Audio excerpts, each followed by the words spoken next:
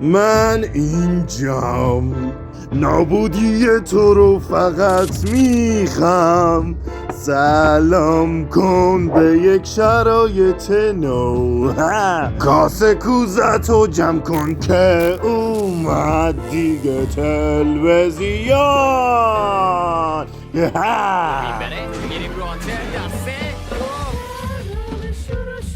ساعت شده 12. اخبار چراغ تازه است راجع به یه جنازه است که افسانه نبوده داشته مش میدونده. اصلا کسی نگرانش بوده؟ معلوم کسی نبوده. شیطان رادیویی برگشته به شهر. خب حالا کی هست این انتر؟ یه کبریت بی خطر که خاموش میشه راحت و بی دردسر. یه فسیل پوفیوزه. کسی میدونه جاش کجاست؟ خب معلومه تو موزه. تو این دور زمان رادیو کارش تمومه و تلویزیون میمونه و این میکروفونم روونه. جایی که بره بمونه. تعطیلاتش تموم زنجیری دیوونه. به نفعش بدون باس بمونه خونه.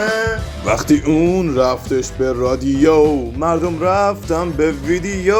در این بار بگم سگ بهش پا نمیده.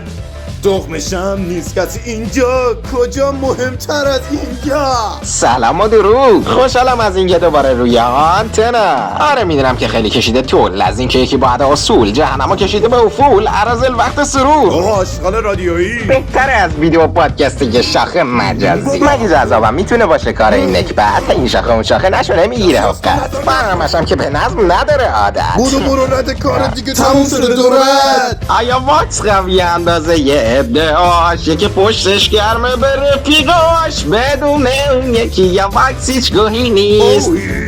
خب مون آخر بحث و شیرینیش. بهم گفت اگه جزبشون نباشم میشه کاراش میش. گفتم نه کافری شده اینم از شاییش. کوچولو یه جوری حالتو میگیره.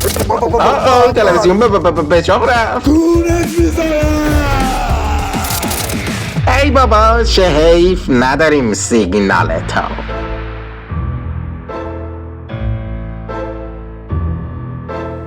بریم از اول. کاری میکنم کابوس هر شبت شم. گوش کن که وقتی تموم شن به کول عقب افتادی و حالتو میگیرم. او قراره خوش بگذرونم.